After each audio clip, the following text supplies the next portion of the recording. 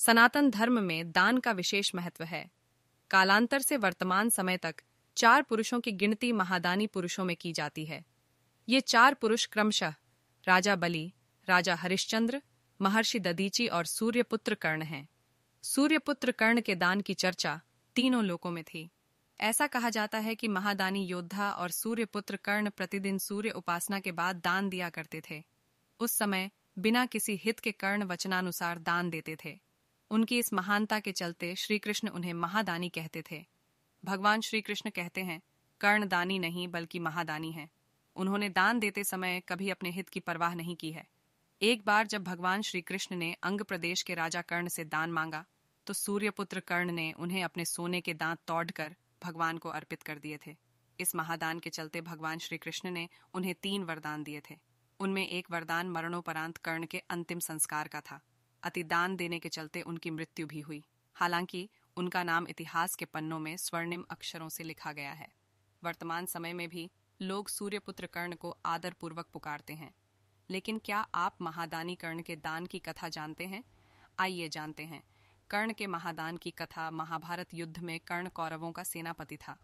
यह बात जान स्वर्ग नरेश राजा इंद्र बेहद चिंतित हो उठे।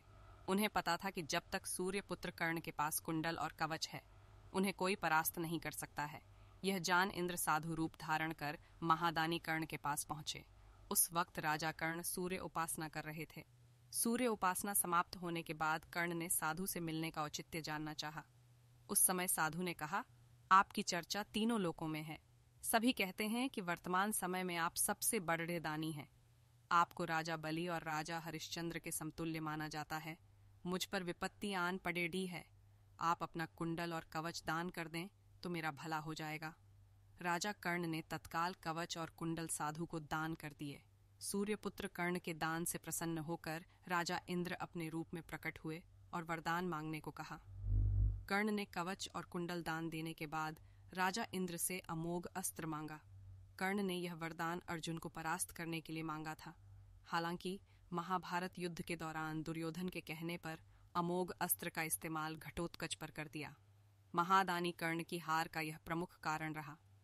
अर्जुन के साथ युद्ध कर महादानी कर्ण को वीर गति प्राप्त हुई। स्वयं भगवान श्री कृष्ण ने महादानी कर्ण का अंतिम संस्कार किया। इसके अलावा कई अन्य कथाएं महादानी कर्ण की चैनल को सब्सक्राइब करके कमेंट में जय श्री कृष्णा जरूर लिखें।